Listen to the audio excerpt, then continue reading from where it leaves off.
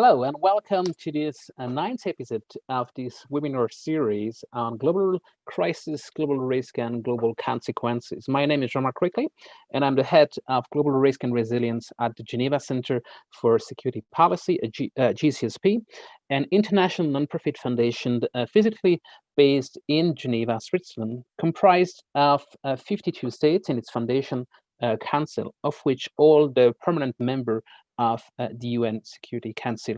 The GCSP mission is to promote international peace and security, to prepare and transform individuals and organizations so they can create a safer world. We are impartial, independent, and inclusive. The center does this different mandate through parallel tracks, through executive education, research, public discussion, as well as innovative fellowship program for executive in transition. Our community has grown substantially since a few years, and now we are more than 8,200 influential alumni all over the world in 165 countries. When we started this webinar series 9 weeks ago, coronavirus was approaching 1 million infection and had killed about 48,000 people. This week, more than 5.7 million people has been infected, so 5.7 times more than 9 weeks ago, and more than 356,000 people have passed away worldwide, which is more than 7.4 times what it was 9 weeks ago, of which 100,000 are located in the United States. Today's topic is very important for Geneva, but beyond that, for global politics. It's about the impact this crisis have on International Geneva and multilateralism. To discuss these issues, we gathered a very distinguished panel of practitioners and theorians of this issue. We'll start by my colleague, Stefan David-Soffer. He's the acting director of the Leadership in International Security course, LISC, at the GCSP. And he will talk about the sociology of multilateralism and NGOs. Then we have Dr. Beatrice Ferrari. She's Director of International Affairs at the Canton of Geneva. And she will address us about how to rethink hybrid formats that will enable international meeting to keep taking place in Geneva. Then we'll have Mr. Alexander Munafo. He is Director of Strategic Partnership and Communication at Interpeace, an international organization that prevents violence and builds lasting peace, headquartered in Geneva. He will talk about soft governance and the role of public-private partnership. Then we'll have Her Excellency Ambassador Socorro Flores. She is a permanent representative of Mexico to the United Nations Office and other international organizations in Geneva since 2017. And she will share with us her perspective of a practitioner of International Geneva. And last but not least, Mr. Stéphane Bussard. He's a journalist at the Swiss newspaper Le Temps, based in Geneva. He will share an insight about how it is to report about International Geneva, but also the impact of this crisis on multilateralism. New York, where the UN is headquartered, and Geneva are the two world's main center of multilateral diplomacy. The city of Geneva itself is host to 38 international organizations. 179 states are represented in this organization or are working from Geneva. About 420 non-governmental organizations are located in Geneva, and together this brings about 34,000 international civil servants, diplomats, representatives of the civil society. Geneva is the most active center of global governance, with over 3,000 meetings annually, so more than 8 meetings a day, bringing together more than 200,000 people in Geneva from all over the world, and of which 4,400 are prominent figures such as heads of states and governments, ministers, and other dignitaries from different governments. International Geneva is a recognized center of expertise in the following areas: peace, security, and disarmament, humanitarian action and humanitarian law, human rights and migration, labor, economics, trade, science and telecommunication, health, the environment, and sustainable development. With the spread of the coronavirus crisis, meetings and reunions have been cancelled since mid-March in Geneva. Yesterday, the Swiss government announced that from June 6, meetings of up to 300 persons will be able to resume. This should bring some relief and bring International Geneva back to normalcy. However, the fact that almost all multilateral physical activities were stopped during this period will have probably a lasting impact on the way International Geneva functions. Therefore, the first impact that we'll talk about is the impact at the operational level. How does this crisis change the way diplomats are interacting? Beyond this operational issue, there are also issues that are more strategic that have to do with multilateralism. The COVID-19 crisis has crystallized tension between the United States and China. For instance, on March 23rd, the UN Secretary General, Mr. Antonio Guterres, called for a global ceasefire. Yet so far, no agreement in the Security Council have been found to formalize a resolution because China and the United States cannot agree on the reference to the World Health Organization in the resolution. The World Health Organization, located in Geneva, has indeed proved a new battleground for the Chinese-American rivalry, with President Trump now threatening to permanently cut US funding and reconsider US membership because he accused the WHO of repeated missteps during the coronavirus pandemics and demand that WHO demonstrate independence from China. The United States is the biggest single donor at WHO, contributing more than 15% of WHO budget annually, 400 million. The second largest funder is, interestingly, the Bill and Melinda Gates Foundation, who provides 9.8% of the funding. So to discuss today this issue at both the operational and the strategic level, we've managed to gather a very distinguished list of speakers. And without further ado, I will pass the microphone to my colleague, Stefan. Thank you very much, Jean-Marc. Really happy to be here today to discuss such an interesting and important subject. To follow up on what you just said, Jean-Marc, I think my role here will be just to emphasize a few points in a way that I would say are needed to be able to address this issue of the impact of COVID on multilateralism in International Geneva in a, let's say, less anxious and less worrisome way, because the way we talk about it, everybody thinks there's something happening, something probably bad, but we don't know how the world's going to look like in a few months. So I think in order to address these issues, it's really important, as you already mentioned it, to first start addressing the impact on multilateralism and to really distinguish these two different stories, with these two different accounts when it comes to the impact of COVID on multilateralism. Because the first account, I would say, is really at the strategic level. And this first account is, let's say, about this ongoing discussion of the crisis of multilateralism.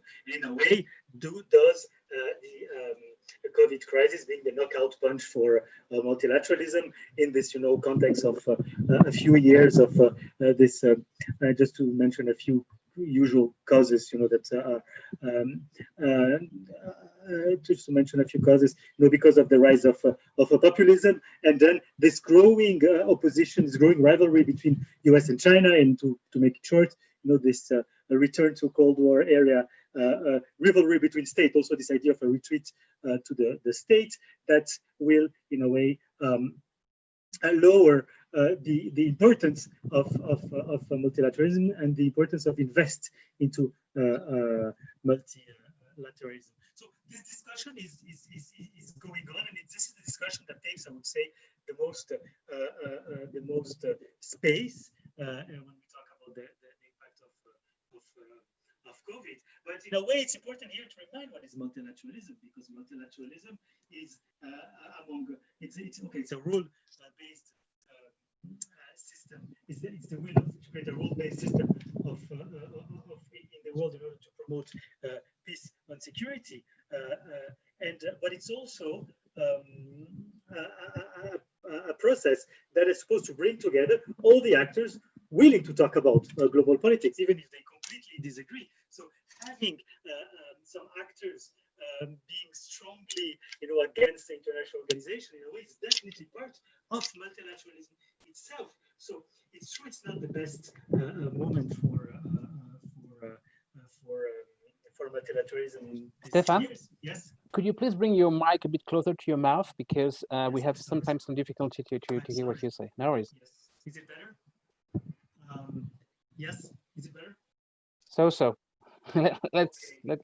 Let's try it. Okay. And otherwise, I still have my backup. I will do it while I talk. That would be better. That's good now. That's good. Well, that's always a problem with that's better. Go ahead. And so it's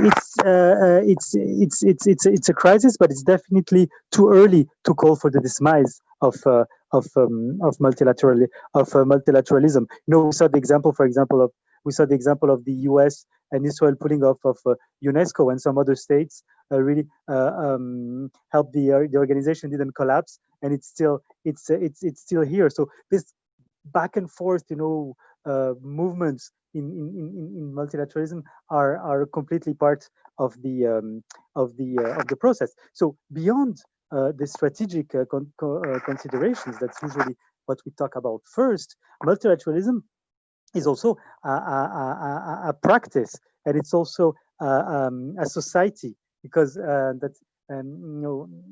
is this famous book in international relations theory wrote by Hedley Bull in the 70s, who talks about an anarchical society, to say that even if the world is ruled by states, these people who are ruling this world, and even if this world is anarchic and these people don't want to create a world government or anything, they still constitute a society with its own rules and its own habits. And so multilateralism is also a practice where it's about just not the meetings, but the sidebars. We talk about the sidebars, but also the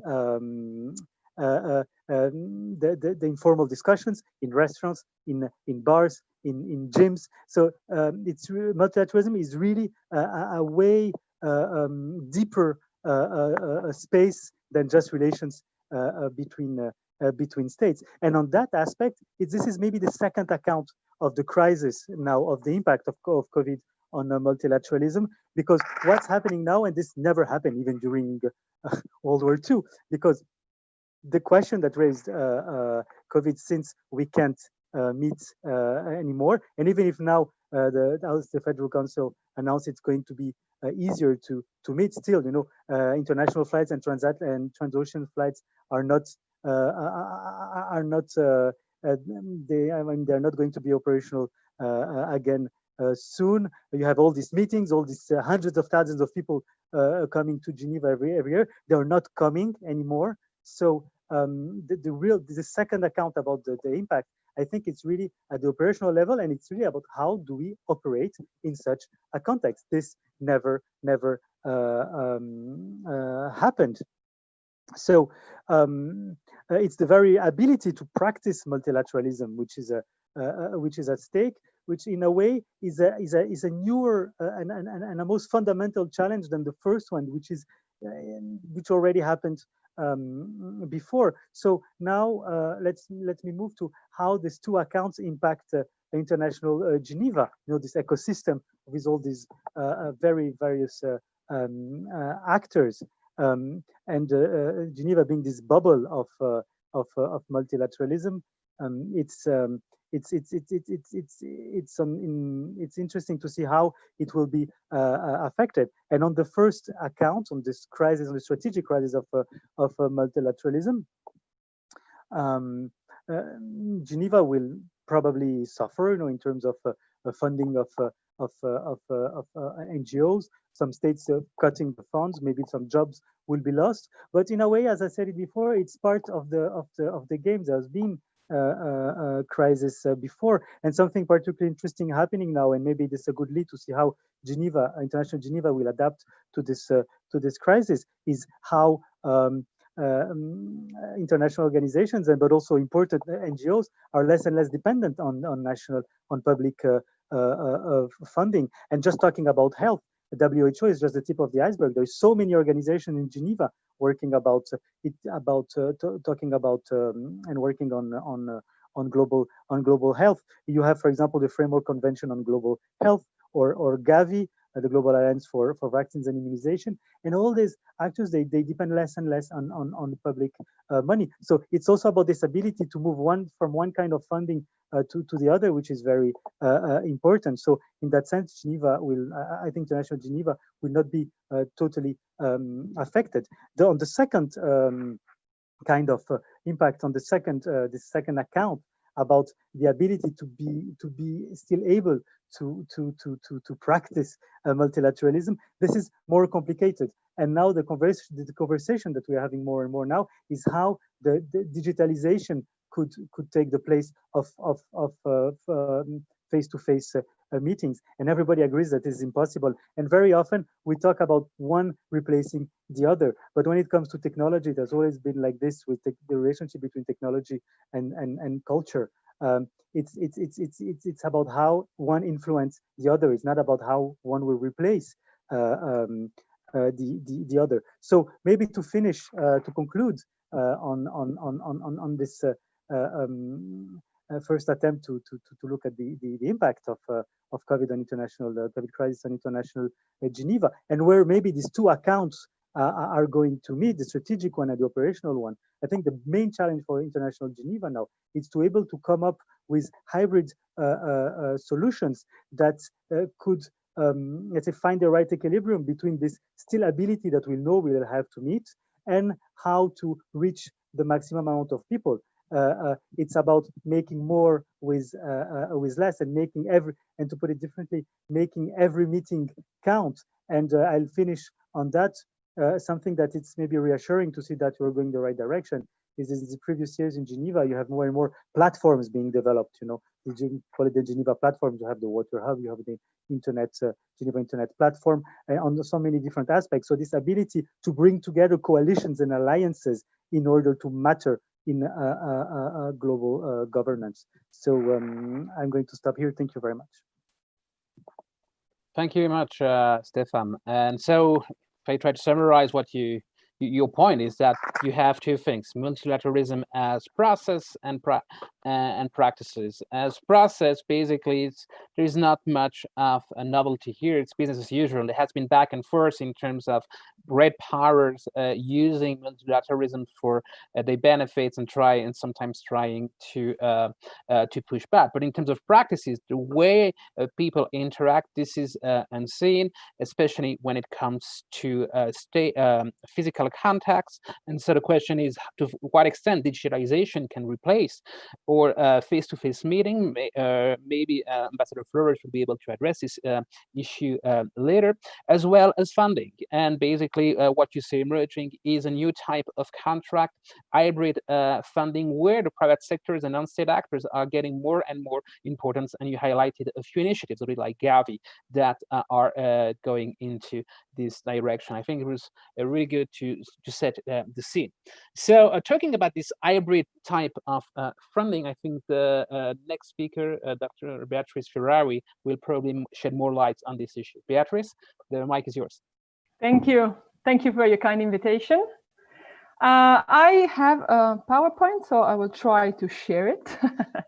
It's quite interesting to see that after weeks and weeks of using Zoom and other technologies, we're still not totally ready to use it, but let's hope it works. Is it working? Yes, thank you. So I am going to bring a little bit more of a local perspective here, being a representative of the Canton of Geneva, and I'll try to share a few observations and a few questions, because more questions than answers, I must say, because as Stefan was saying before, we are more in a situation of asking ourselves a lot of questions, also in terms of lessons learned in managing the crisis for the future, because I think that's not the last crisis we have to manage or to cope with. So there's a lot of process here that we can learn from. So a couple of images to relieve you from a little bit this Zoom fatigue and this observation that I have. So being here from the Canton of Geneva, we have an interesting position because on the one hand, we are part of the host authorities. So we have obviously a direct interest in supporting, and that's what we do also, this International Geneva, and we're also concerned by the impact of the crisis on International Geneva, on how it works, but also, let's be honest, also on the economic impact that it's having on our canton. And on the other hand, we are also representative of a local community, let's say. So we are in Geneva, we need to cope with the crisis concretely, find a solution for our citizens. So we are really somehow the nexus between the local and the multilateral. Perhaps is the place here in the world where we are closer to, we will bring all these scales together. And talking about the crisis, I think that the challenges that we are talking about multilateralism are quite similar also at the local level, and actually at all levels. When we talk about governance, we see that governance at all different scales is put under pressure by citizens as well. They will need to say how they manage the crisis. So it's not only at the multilateral level, but also at a very concrete local level. And we saw also some kind of challenges between scales, also here in Switzerland, between the local and the federal scale, and also between the federal and the multilateral scale. So who is responsible of managing this crisis? Who is taking decisions? And governance is also put under pressure by the entrance of new actors into the governance process. I mean, all these chief scientists that are suddenly here taking decisions for the population, taking political decisions. This is quite unusual and puts a pressure also on citizens for issues related to trust. Can we trust our government? Can we trust international organizations? So for me, the issue of trust and the issue of information are quite key here. And I think these are topics on which we need to think for the future, on how we want to imagine and how Geneva could be a lab for resilience and for managing also a future crisis. It was mentioned before that Geneva is not only an international organization, it's an ecosystem. And for me, this is truly the heart of Geneva, this idea of being an ecosystem with a lot of stakeholders also represented here, including NGOs, including permanent missions, including also local entities such as research institutions. And I think this crisis highlighted also the advantages of being such an ecosystem. Is something that we have been supporting since quite a few years already. But I think that some of the solution, it was mentioned, Gavi, but I mean, other solutions that were found here by the cooperation between different entities that are here, that is truly unique and is definitely one of the strengths here in Geneva, and one of the strengths when you need to manage a crisis that is at a global level, we need to cooperate. That is something that is truly important, I think. But obviously, when you talk about an ecosystem, there's also a challenge. An ecosystem is something that could be resilient because it's made of a lot of different stakeholders, but is also something that could be fragile somehow, especially if you have some entities that are put under pressure. It was mentioned before the role of the NGOs. We followed also a survey that was made in Geneva here among the NGOs to understand what is the situation actually. The good news is somehow that the impact is strong, but is also moderate for a lot of NGOs. So there is an impact of the crisis on the work of the NGOs, but they seem to be able to cope with it. Of course, there are a lot of uncertainties that was mentioned also in terms of financing, not for this year, but for next year. Will they be able to raise funds? But something that was also very interesting in the results of this survey is somehow that they strongly miss interaction with international organizations because obviously there are no conferences here anymore. So part of their work, advocacy, of exchange, this is missing right now. And this is something that needs to start again soon. But the perception also of the NGOs is that the work is relevant and will be even more relevant in the future, and that they truly have a key role in bringing the field and Geneva closer to each other. One of the other challenges, obviously, that was mentioned is managing the distance. So how do we manage distance? This is, again, an issue, I mean, in international organization, but has been an issue in the life of everyone these days. So how do we manage to substitute co-presence? So how do we manage to work together? How do we manage to bridge the distance when we are far away from each other? How do we manage to work without mobility? And this is true for us, but of course, it's even truer for the organization, NGOs, etc., which are strongly mobile and which are strongly working with this kind of co-presence. But I think that somehow there might be also a tech opportunity here around this, where we could use tech opportunities, Zoom, all these kind of tools to bridge the distance, not to substitute what physical meetings, because I think everyone agrees that that can't be substituted. But we could find, and I think here we really need to sit all together and think, how can we do that? How can we leverage this opportunity of technology? To do what? I see here to open the conversation. I think that is one of the challenges in general in Geneva, to be able to include more stakeholders here or at a distance, to get out of this Geneva bubble that we hear about sometimes. We have been working, for example, on this platform, the Geneva Cities Hub recently, which is a way also of bringing new stakeholders, urban stakeholders that are very much involved in the crisis management, closer to decision-making processes here in Geneva. This is just one of the examples, but I think that through technology, probably we could improve also the access at a distance for people who cannot travel to Geneva, but to come together and come closer to this conversation that is here in Geneva, to make it more inclusive. And this is a way also in which Geneva could prove its relevance in the future.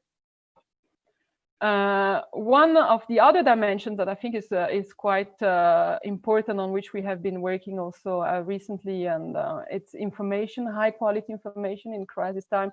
Much has been said about fake news, etc. And I think here there's a key role in working on having high quality information and contributing to produce this information about Geneva, to improve the reach out also of this kind of information. And one of the last thing that I see and I would like to share with you is, I think that the crisis here is opening also new fields for discussion, for regulation, where multilateral, multi-stakeholders approach could be really relevant. So we need also to sit and see what kind of fields we could work on in the future. And as I mentioned before, I think it's a really interesting exercise that we could do now to support relevance of what is happening here in Geneva, to support resilience, because again, this is not the last crisis we need to manage. So there's a lot of potential around this specific moment. That's it for me.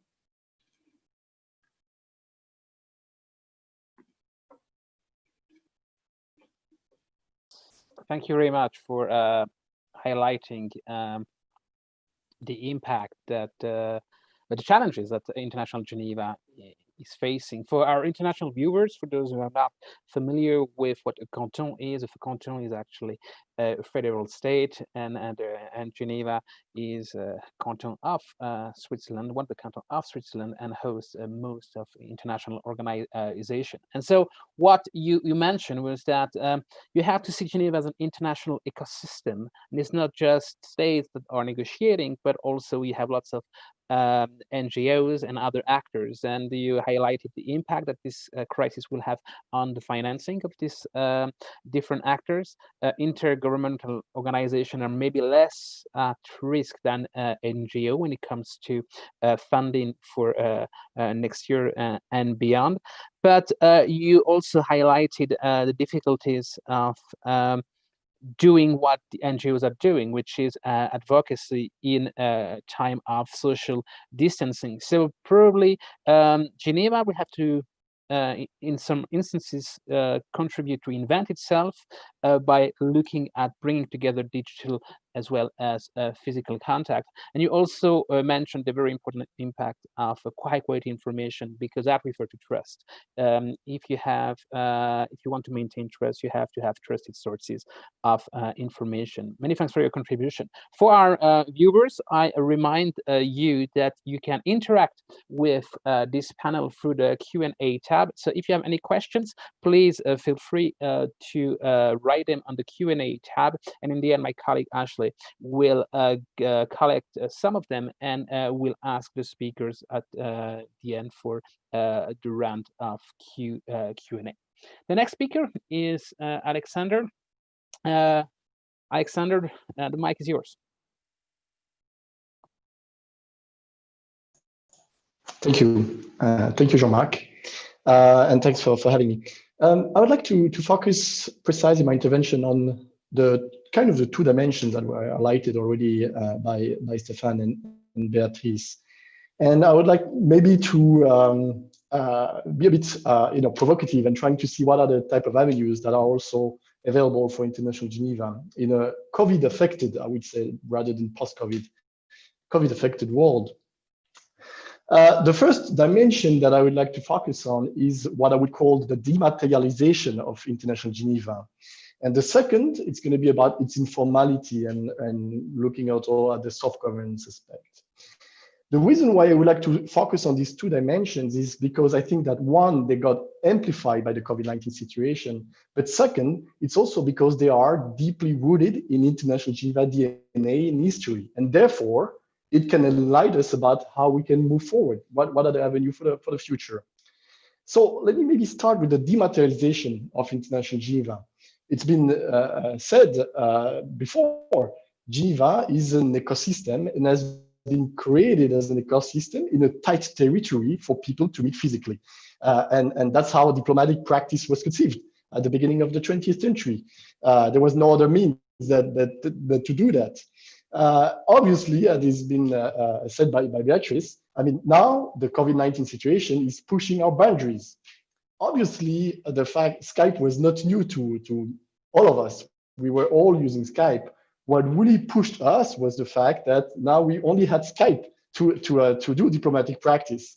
And in a way, I kind of tended to joke a little bit, because if you look at what this pushes to do, is that diplomatic practice was very much before COVID-19 about speaking, sharing, expressing yourself, making statements, while COVID-19 was pretty much about how you unmute yourself. So I think that was a kind of a paradox that for many of us doing diplomatic practice was quite hard to navigate. But what I would like to underline here is the fact that yes, we will go back to some kind of hybrid meetings as we are going to some kind of a normal life after this crisis. But what I think is interesting is that there are examples of physical places like Geneva, or physical meetings that kind of got quite successfully dematerialized. Let me give you an example that I find quite striking with Art Basel. Art Basel is a very famous exhibition that took place in Basel, gathering hundreds and hundreds of people around contemporary art, buying, selling, talking. Now, probably many of you know that Art Basel is no longer in Basel. Art Basel is in Miami and Hong Kong.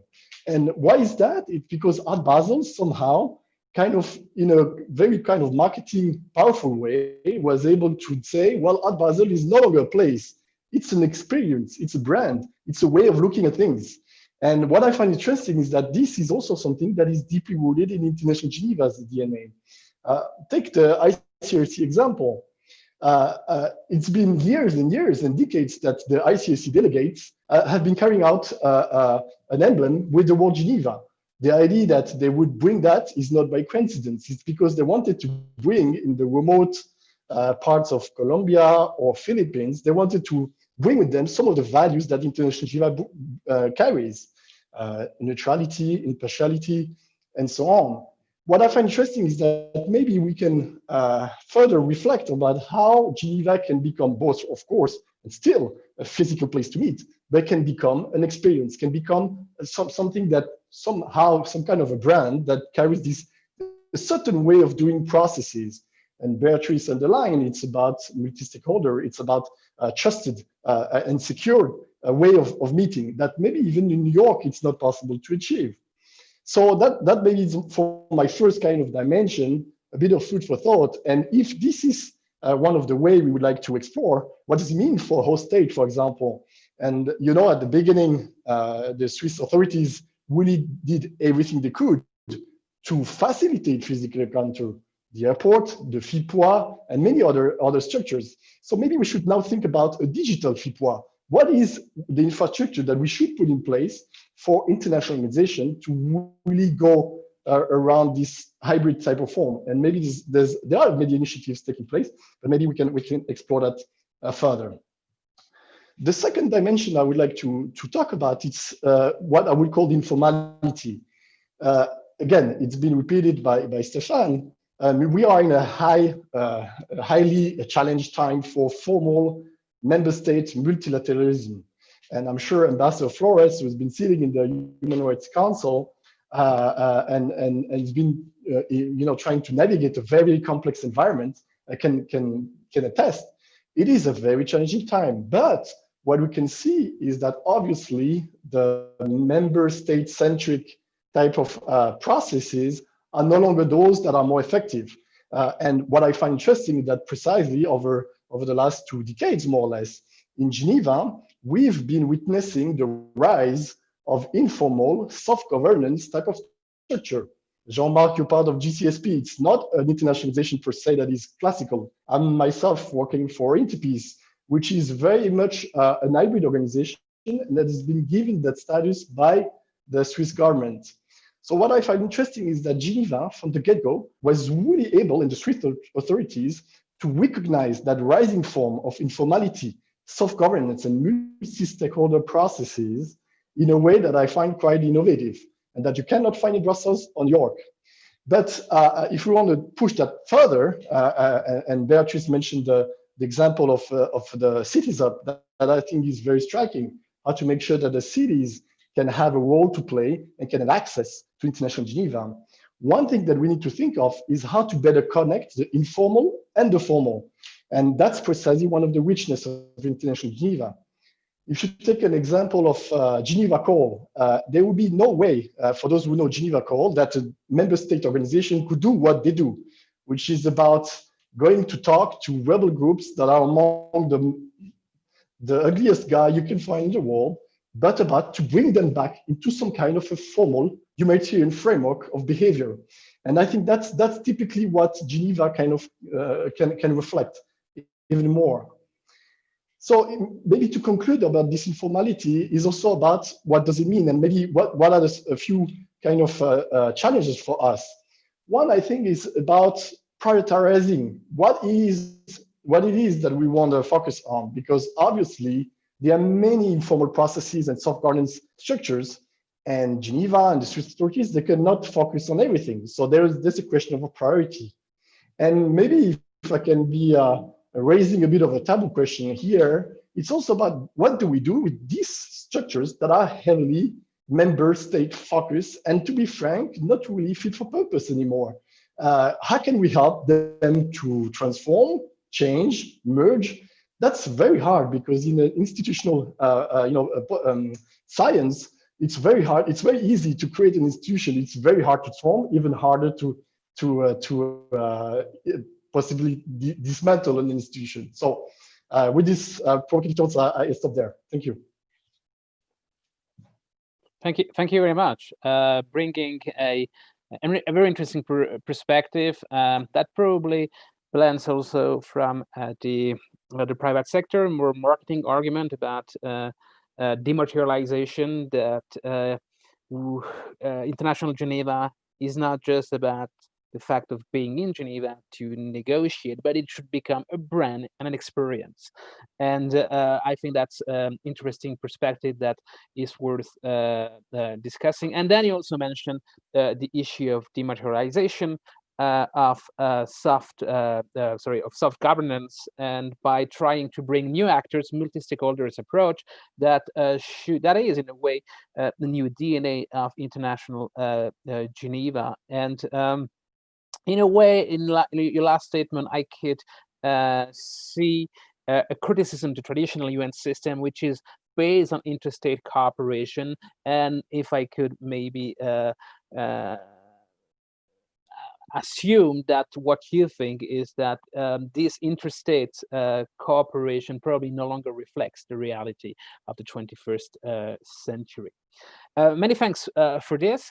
Our next speaker, Excellency Ambassador Socorro Flores. The mic is yours.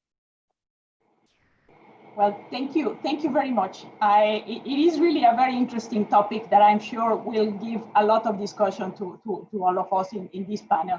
I really want to thank the GCSP for organizing this webinar. I know that you have been addressing in previous sessions other impacts of COVID-19, and I will focus now on the current challenges for the International Geneva. You know that diplomats spend long days meeting in different rooms, discussing, and sometimes reaching agreements. So person-to-person contact is a key feature of diplomacy, and now with lockdowns in place, the dynamics of multilateralism are affected and we need to adapt. We are in that process. I don't think we are ready absolutely yet. But before coming into the more practical aspects, I just would like to make some references to the international context. First, that this crisis arrives when multilateral institutions are facing serious challenges. We have many open fronts. We have a very complex political landscape. We don't have a clear leadership. Major powers are exchanging accusations among themselves. Second, the seriousness of the pandemic and the many uncertainties around the virus forced some countries to concentrate in their immediate priorities. In this context, we saw during this crisis resort to unilateral measures, some contrary to international agreements. We saw closure of borders. We saw the disruption of supply chain. We saw export bans, particularly of medical supplies. And the third is that this pandemic made inequalities more visible, exacerbated existing ones. We saw domestic violence, we saw the lack of adequate health services, xenophobia, discrimination, poverty, and it really showed that international community is lagging behind the Agenda 2030.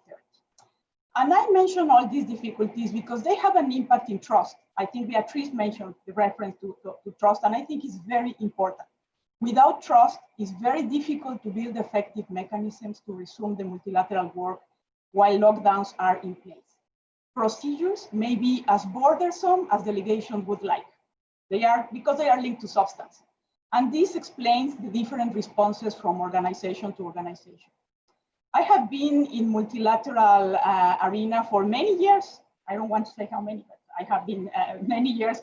And believe me that some 15, 20 years ago, decision-making was less difficult than today. And with these remarks, I just go back to the specific impact of COVID-19 in the multilateral world. First, I want to say that no organization was prepared to conduct virtual work. We use technology, but only as an auxiliary tool, not as the main way to interact. And as such, we don't have a reliable platform that facilitates discussion in different languages, and the rules of procedure of the different bodies do not regulate virtual work. We saw that in New York as well, where the General Assembly, Security Council, and the ECOSOC had to agree in the respective procedure for virtual meetings and for adoption of decisions. And they are trying to do the least possible because it's very difficult to negotiate in virtual settings. And in Geneva, the situation has evolved since early March. But many questions, and I think this was also mentioned by previous speaker, remain on the table. I think March was a very difficult month for International Geneva. With the exception of WHO, that was of course in the center of the attention of the world, the rest of the bodies were more in a reflection mood. In April, it was clear that virtual tools were going to be the only ones available, and all organizations started discussing how to organize the work and how to agree on priorities. And this is why in April, we saw a lot of informal meetings, and also we start talking about the Zoom fatigue that, let me tell you, that remains until today. We are really fatigued of all these Zoom meetings. But thanks to the work, decisions were adopted to postpone meetings, to identify issues that required immediate decision making. We start establishing silence procedures, and we start really continue preparations for meetings that will take part during the second half of the year. In May, two important meetings took place. One extraordinary assembly in WIPO to confirm the appointment of the new Director General and ensure a smooth transition within the organization. And the second, the first virtual World Health Assembly. Both events were carefully planned and required the adoption of special procedures. They were very challenging, but both were successful. And I think this is a good outcome at the end.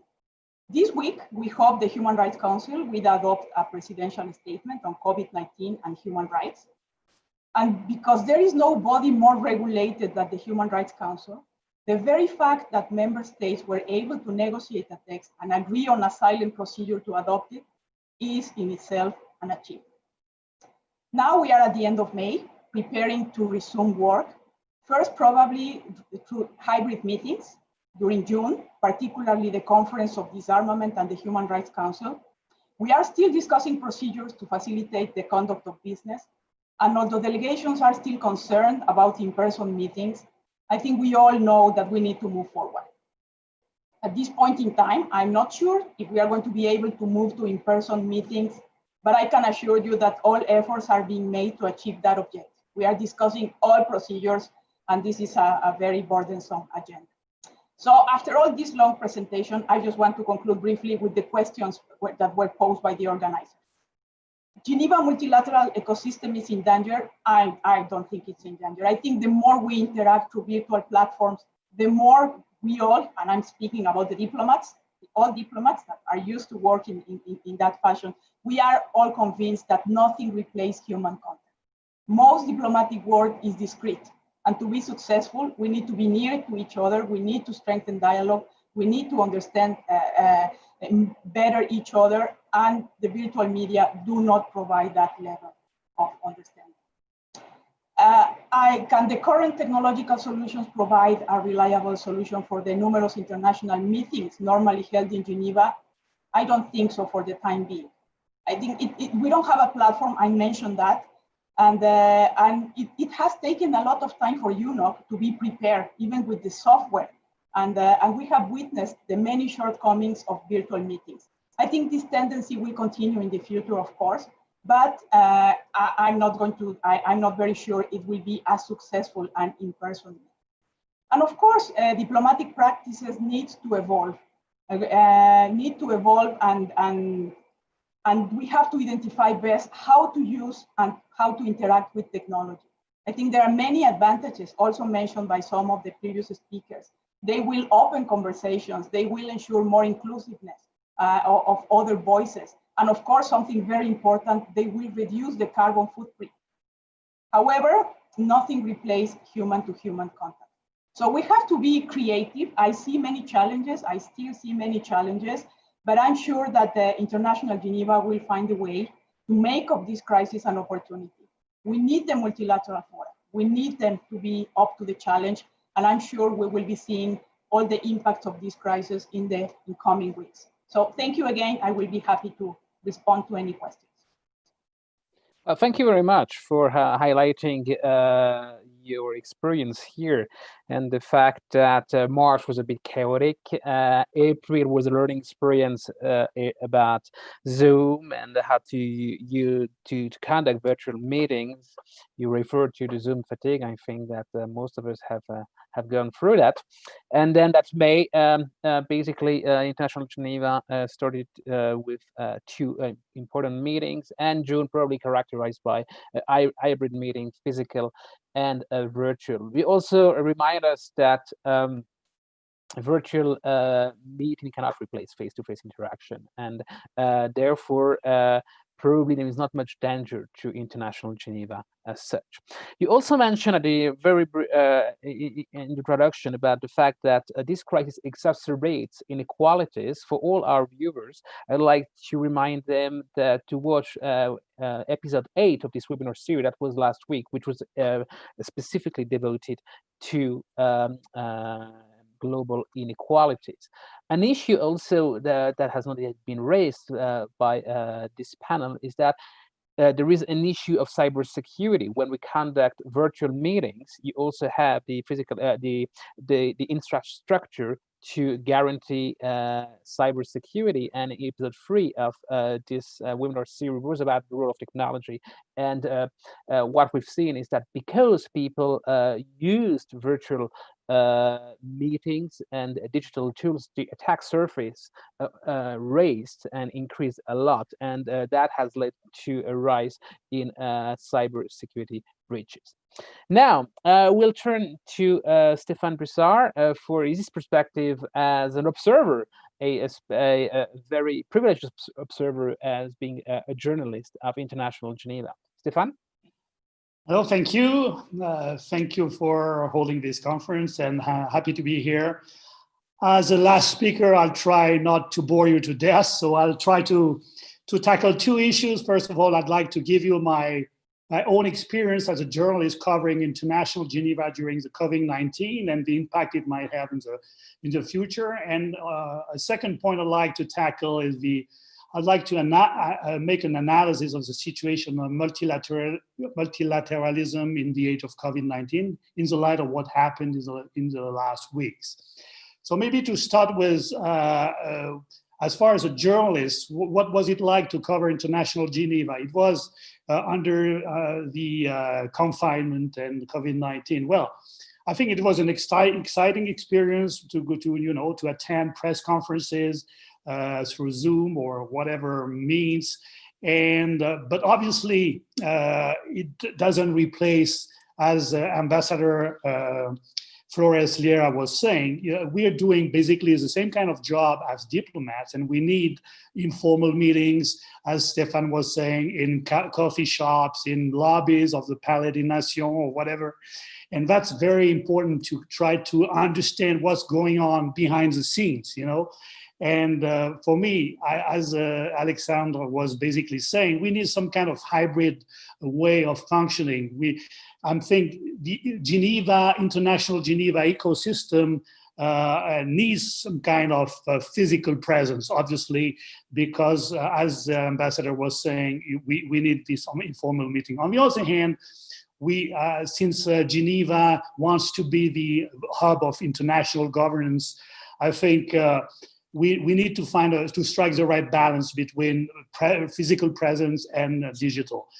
That said, as Beatrice was saying just before, what's very important, I think, from my journalistic point of view, is that we can really do our job. And Beatrice highlighted a very important point: trust.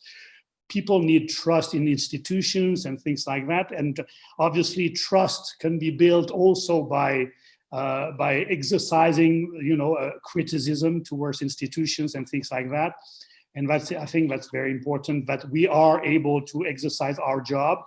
And as I said, to do it, I think informal meetings are vital, because it helps us understand really better what's behind the scenes. Press conferences help us cover very important issues that are in the news. But on the other hand, if you want to go behind the scene and try to find new stories that don't come up to the surface, I think you really need those kind of informal meetings.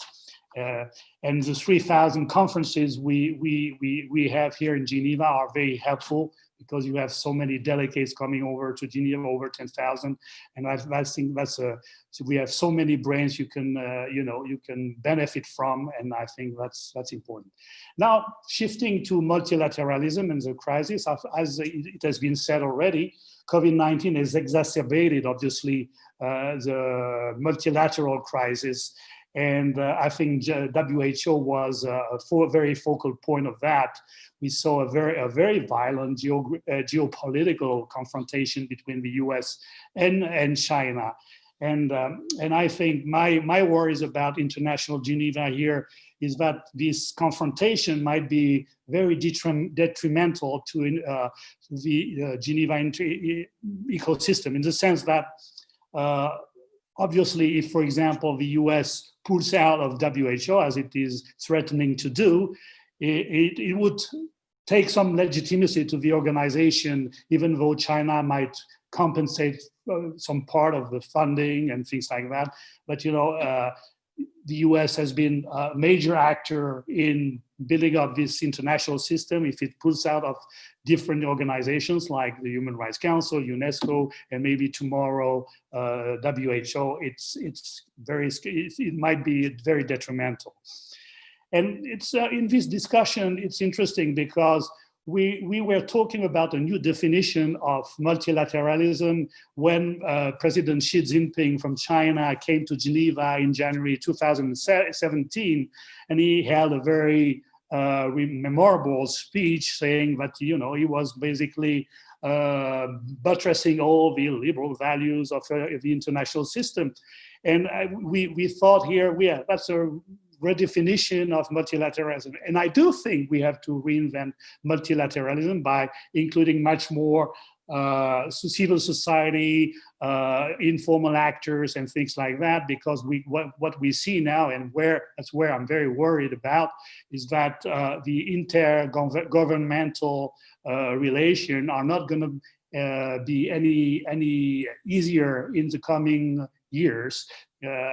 And I think the redefinition of, because China obviously is investing a lot of energy in international organization. We could see that through the last election of the WIPO director. China wanted to get elected the fifth kind of Chinese representative at the top of UN agency, and that worried a lot of people because they were saying, oh, maybe they're playing with a heavy hand here, and their way of working didn't work. So I'm a little bit worried about this confrontation between the US and China. We could see it already at the Security Council, which has been totally absent basically during this COVID-19 crisis, but in Geneva might be affected by that as well.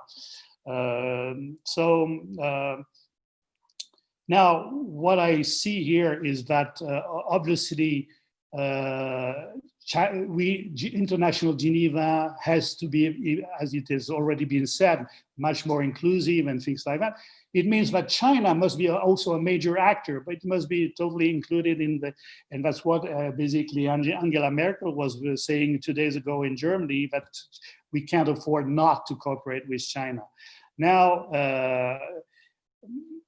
in the light of the receding kind of multilateralism, obviously one of the main worries is that it's a question of funding. For example, a lot of international organizations will go through very tough times in terms of funding. That's why what was announced yesterday with creation of a WHO foundation to support financially a very underfinanced WHO is quite interesting. And that's maybe one of these most encouraging ways of reinventing International Geneva by resorting to non-traditional way of financing and things like that. And I think that's very promising. And that's about it. And maybe just to conclude, Alexandre was talking about this notion of soft laws, with International Geneva might be more flexible in terms of using soft and hard mechanisms, even though it might be also a double sword weapon in the sense, I remember the whole conversation we had about the Migration Pact, and it's a soft law agreement. But it set off so many reactions in the Swiss parliament that they were so afraid of soft laws that actually Switzerland ended up not attending the conference that adopted formally this pact in Marrakesh. I think I'll conclude with this. Thank you. Thank you very much to share with us your experience as a journalist. First, by highlighting that yes, you could follow some meeting online, but nothing replaces informal meetings, because it's where you gather information and where you can also build trust by being more critical, by asking questions that sometimes are not politically correct, that you wouldn't be able to do maybe in a formal press conference. And then you also mentioned the threat that the China-US confrontation rivalry poses to International Geneva, and the need maybe to also reinvent some multilateralism as we've known it by being more inclusive. I think that is a common point with previous speakers about trying to bring together more multi stakeholders in the equation. And you ended up with the issue of soft law, that maybe government are not prepared for this, so there needs also to be a change or an evolution of the mentality. I really thank you all for your outstanding contribution, and also for keeping the time. It's the first time we have so much time for the round of question and answer, and that's really good. So now I'll pass the mic to my colleague Ashley for the question and answer. Ashley?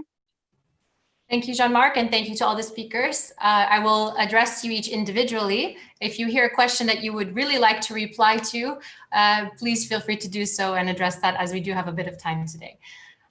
So to Stefan Davidshofer, I will ask you the first question. Would you please be able to share more about how Geneva could be a template or a blueprint for promoting multilateralism, as many countries are losing trust in such a system? What is your advice? Thank you. Thank you. Thank you very much, Ashley, and thank you for this this question. I think it's a very interesting question. Not only because there is this lack. I mean, for at two levels, a good question, because it's there is this definitely this lack of trust about multilateralism, and also about the fact that multilateralism being too disconnected from democratic practices, and being disconnected from actual society, being very technical. So that's why that's the first the first critique that we hear a lot. And the other issue is the fact that you had this all the people interested in International Geneva. This is a constant discussion. It's always been also a competition among international places. You know, they even had some cities, global cities, stealing to each other, between each other. You know, international organization. When there's a new international organization, some cities compete to have it. So in that sense, Geneva has an important place, but also an important role. And the question of branding that Alexandre mentioned, I think, is very interesting, but it has to be linked to a clear purpose. And I think Geneva has a clear added value when it comes to having this purpose to represent multilateralism, because it's really important to emphasize the fact that International Geneva is a very old global city. And it's somebody might ask, why don't we say Global Geneva? We say International Geneva because it was talking about world affairs before there was globalization. Since the invention of the International Red Cross in the 19th century, there was Geneva has already this role towards the rest of the world. And after the World War I, this is where it's really it really started. So first, it's an ancient international city, and it's also an international city. I will finish on that because I think this is really a specificity of Geneva. It's the only global city which has a direct practice of democracy with questions relating to global governance. Geneva, in the past few years, the local population, voted on the extension of the WTO building. The population last year voted on the extension on the budget of international solidarity and foreign aid. So this is maybe what's interesting at the real added value of Geneva, and how it should really stay an important place for multilateralism. Is that maybe it has this missing link, you know, of multilateralism and global governance, where even the local population is very closely related to the International Geneva. International Geneva is very anchored in Geneva because it's a very old tradition. So that's also, and to come back to, as Ambassador Flores tried to, when she answered the question, is the International Geneva in danger? I would also agree by saying no, because there is a very old tradition that couldn't be replaced by any attempt just to become an international or multilateral city. Thank you. Thank you very much. My next question is going to Beatrice. How can Geneva respond to the tension or the opportunity that's there between the international affairs and the domestic affairs, so the inequalities facing both? Thank you very much. That's a good question. I'm not sure that I have an answer, but we do have a responsibility, I think, as being local authorities, of bringing closer to, of being an example in a way, bringing closer to each other the local dimension and the international dimension. Sometimes we hear also from, local population that they don't know exactly what is going on in international organization. And I think also former Director General of UN here in Geneva, he put a lot of efforts in bringing more understanding of what is happening in international organization towards a broader audience, to make it more familiar. So there is a lot of effort, I think, to promote understanding. And that was also one of the points that I mentioned around information.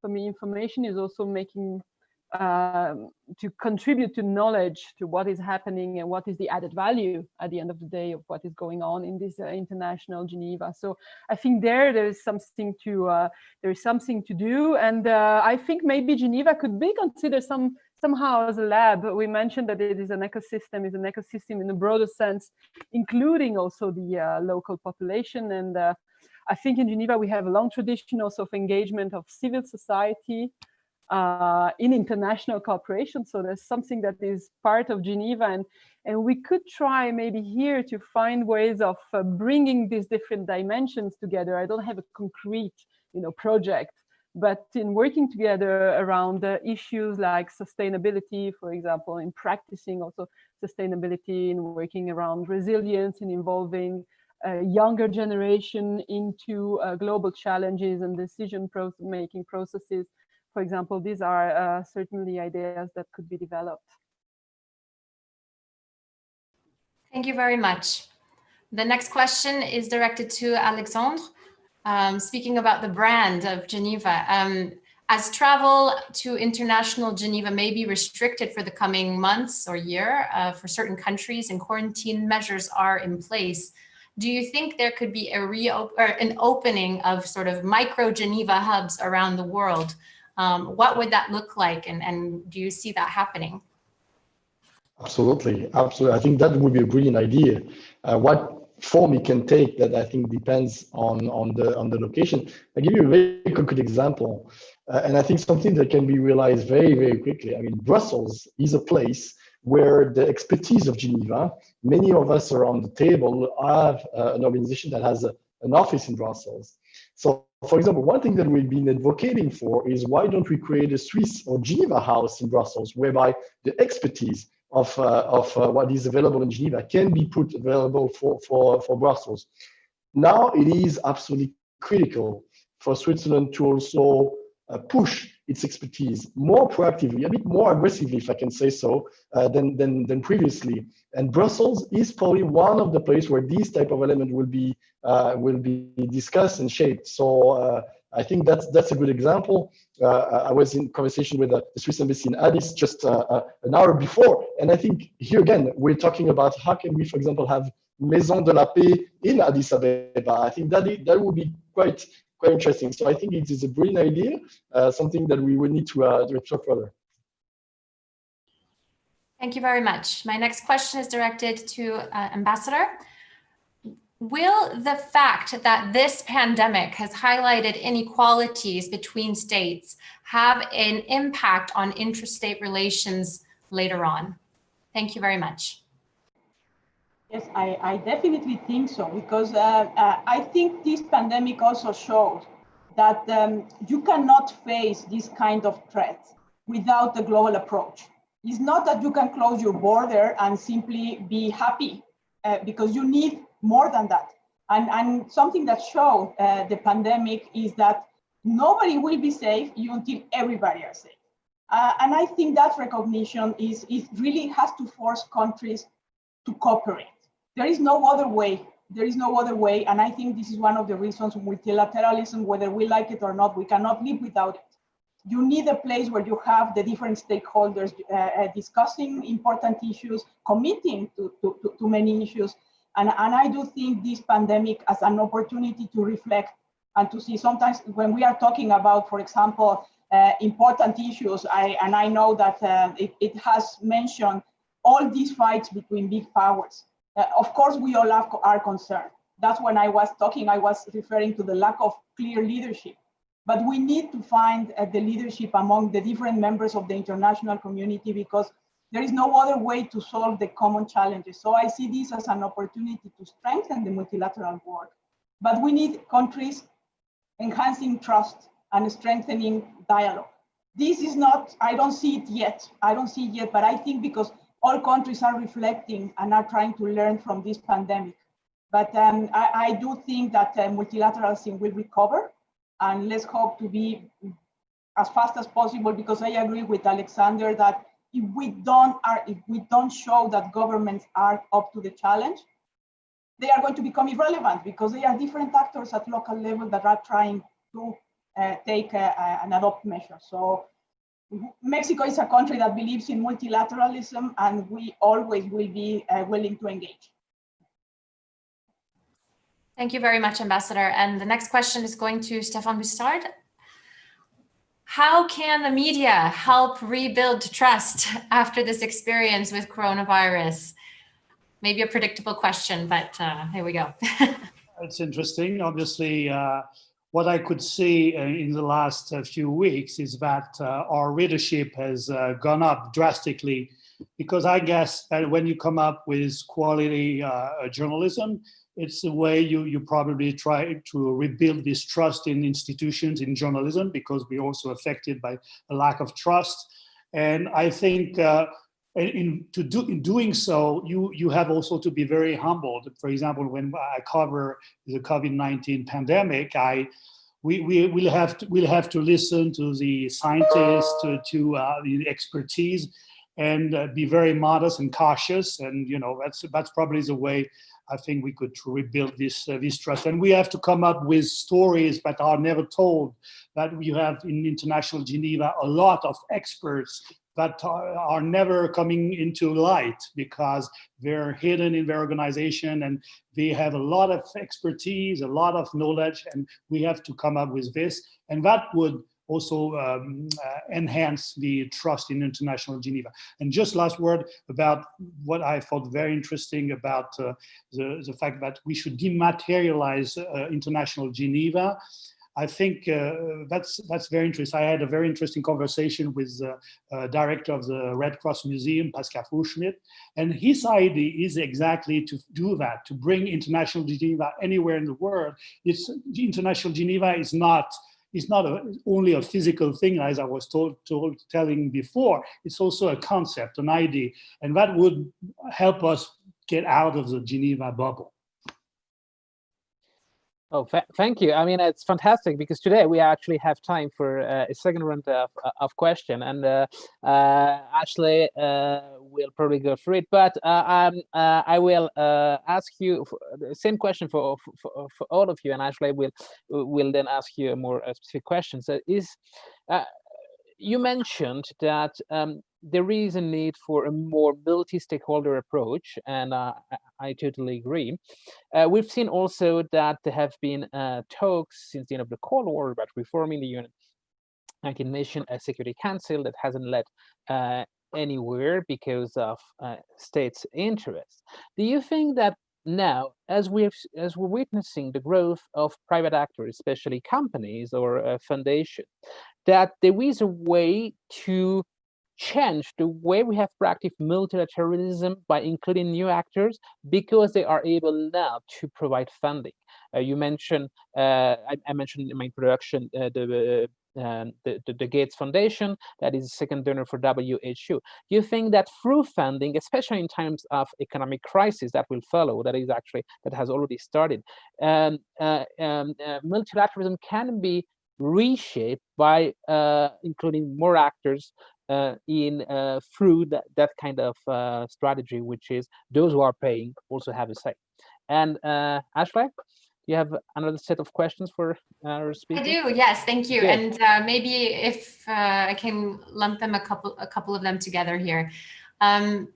So for Stefan Davidshofer, how can we manage all of these global crises along with COVID-19? What will be the priority? How do we maintain priority?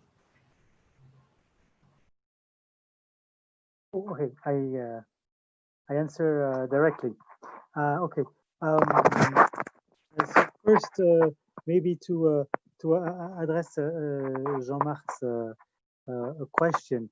I think multilateralism has already changed, because we keep saying that this COVID crisis is an accelerator of process already taking place. And I think since the end of the Cold War, the opening of the process of opening the black boxes of the state, this retreat of the state that open up to new actors, international system, I think this can't be stopped, and it's happening now for at least for now 3-4 decades. I think there is no going back. But then it doesn't mean, because some people thought then we will move to this kind of happy post-national world, and it didn't happen either. So right now, I would say we're kind of midway, where we have all these new actors, and we have positive and negative aspects, and very different kind of actors. You have philanthropy, private actors with private interests, more representative of the civil society itself. It's very diverse. There are good and bad things, but I think that now they are here to stay, and this, in a way, this crisis is an accelerator and moment of truth when it comes to this, where the next step we're going in this international society, and I'd be really curious to see where it will go from, where we'll be in a year or two from now. And then the question Ashley, you asked me, is it? I didn't get it. Is it about the priorities from now? Yeah. We say we can't waste a good crisis. So a crisis help moving forward. Again, we are midway. It's about which side of the balance will fall. But I think what's really at stake now is health governance. It's global health. It's a big issue, and definitely we're going to move. I hope we'll move forward from this. But this is definitely the priority right now. And but I think you shouldn't worry, because the other priorities will kick in again, especially when it comes to conflict resolution. But to have a clear priority at the global level, I think at the end of the day, it's an opportunity for multilateralism, because at least we will just mainly focus on this for now some time, and that's, I would say, positive. Thank you. And another question actually to Beatrice and Stefan Bussard as well is about what do you think the measures to open borders in Europe, will that give more opportunity for Europeans to be more present in International Geneva and be exclusive to perhaps other regions? Thank you. So is the question about mobility in general and the reopening of borders? Of course, well, that is more of a political issue in Switzerland. We are somehow the heart of Europe, so it's really, of course, the issue of borders is crucial, and we've been living with open borders for quite a while now. And as you may know, we will have to vote on that soon in September. So talking about local and global challenges meeting here in Geneva and Switzerland in general, of course, we will have we have this vote. People will have a say to on opening, still keeping the borders open, yes or no. So it's definitely a question, but more broadly beyond Europe, I think the issue of mobility in general. I saw there was a question about getting access to a visa to come to Switzerland and things like this. I mean, the accessibility of Geneva in general is a big issue, and I mentioned before that the canton, but also Confederation, we have been supporting also financially delegates to come to Geneva, people who could not afford to come to Geneva. So we had a policy in supporting really the people to come to Geneva, being able to take part in the conversation here. And I think this question of access, it's also broader, because even with technology, it's not that easy. I mean, we heard also of many people around the world who said, well, yes, it's nice to have this platform to talk together, but we actually don't have a secure connection. We have internet that is not working properly, so we can't hear half of the conversation, etc. So this broader issue of access is truly really important and need to be solved as well. Yeah, thank you. If I may add something, I think, yes, this question of access is I would say a momentary issue here, because it's very much linked to COVID-19. But what is not momentary is the conditions of, of International Geneva, in the sense that we have a very strong Swiss franc. That's a problem. We have a housing problem. Sometimes when we have 3,000 delegates coming to Geneva, it's very difficult to hold them. And that's an issue that has been raised many times. And for example, as far as the cost of living in Switzerland, it's always coming up back on the table. For example, even with the UN salaries and things like that. So I think that's a very issue. Since I have the mic, I would just like to come back to is International Geneva in danger? Beatrice was talking about the ecosystem, which is fragile and resilient. That's very true. But on the other hand, with what's going on with international organization, what worries me is that one big organization having huge problems can have a ripple effects on the ecosystem. I give you an example. For example, the Conference on Disarmament hasn't produced anything for more than 20 years.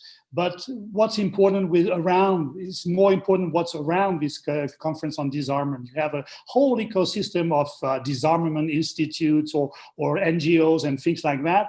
And obviously, if the CD would disappear or have huge problems, that would impact clearly the Geneva ecosystem.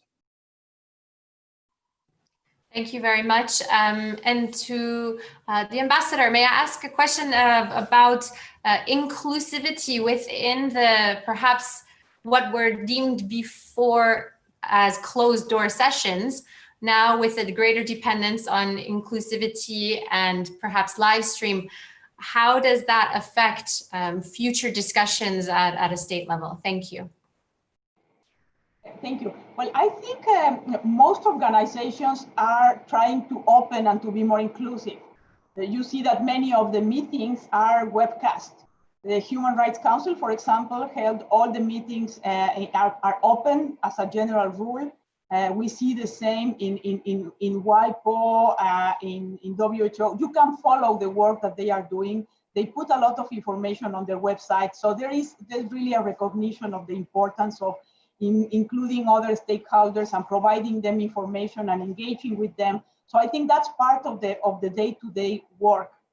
Of course, there is a part where you really need to have a private conversation among countries. And I think that's what the virtual reality makes it more difficult. And when you are attending, for example, a virtual assembly, it's very difficult for you to know what's going on. Who's asking for the floor, if you really can have a conversation. So I think inclusion is a very important part of multilateral work, and this is one of the big advantages of Geneva. You have a big ecosystem, you have a lot of stakeholders, you have a lot of expertise that you can include in your day-to-day. But of course, everything depends on the kind of organization and the objectives. WHO is completely used to work with the pharmaceutical companies, with the research institution, but I think we all need private sector, and that takes me to the question that Jean-Marc was posing at the beginning. We fully understand that you need the private sector, you need to engage because they play a very important role, but they can never be having the same status as a state because the considerations are different. Even the resources that they provide cannot be compared to the money that your state provide to international organizations for their functioning. You don't have an interest beyond the importance of the functioning of the organization. And when you go to private sector, there are other interests around.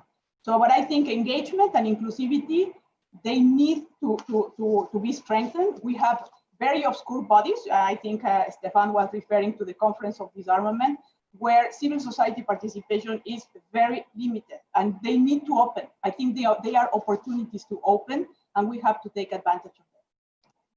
Thank you. Thank you very much. And Alexandre, I believe I owe you one final question, as everyone else has had one just before we end. And it was actually piggybacking on the ambassador's answer there. But as more resources are redirected towards health, for example, at the moment, will the public-private sectors, how are they adapting? Will they suffer? And does that affect their role in the international system? Thank you. Yes, thanks for paying your debt. Maybe that I can take Jean-Marc's question that I think will bring us to your question, Ashley. I mean, and to jump on what Ambassador Flores says so rightly, it is that the rise of private actors and the funding into internationalization is, to my view, important. They will gain influence for sure, and they are doing that in a very smart way. It's no longer the lobbying, or it's no longer the advocacy strategy you would see in the 90s. It's very subtle with extremely eloquent and well-designed strategies. One step that I find is missing for their strategy is to invest in the state again. And precisely, it's what Ambassador said. I mean, many of these big corporations are now being criticized for precisely avoiding that kind of level, where they are now, being questioned about the taxabilities and the possibility to pay taxes. I don't know if many of you saw the incredible exchanges between Mark Zuckerberg and Thierry Breton from the European Commission, when Thierry Breton, a bit kind of like a dad, saying like, pay your taxes first. And that was quite striking. But I think he made a point in saying like, yes, the social contract needs you too. So maybe that's for that. And regarding a question about what it will mean for the funding of organizations like us, I think there's obviously a fear. I saw somewhere a survey that in the peace building and peace processes field, there's a fear that about 30% of the sector will disappear or suffer very significant financial restrictions. And the purpose aspect of that is that it's not going to take place today. It's going to take place in 2022, when the income of our different donors is going to be less important because of the recession and less precisely tax capacities that these countries have. So the concern is still there. But I think that pushes us to be extremely relevant, because we cannot complain just by saying we will not have funding anymore. It's about how do you make sure that we're part of the solution of that COVID-19 affected world. And that's why on our side, for example, we feel it's really about working with the system as well. So as Ambassador Flores knows, I mean, who is part of our advisory council, we are really trying to make sure that by helping the others form a comprehensive response to what will be the world of tomorrow, we can also be part of that solution. Well, thank you very much for this brilliant insight. I think it was a really good conversation about the future of multilateralism, both at a strategic level as well as the more operational level, about day-to-day business of doing diplomacy. So thank again for all the speakers for your insight, and sorry to have added to your Zoom fatigue that had built up over the last 10 weeks, but I think it was very useful.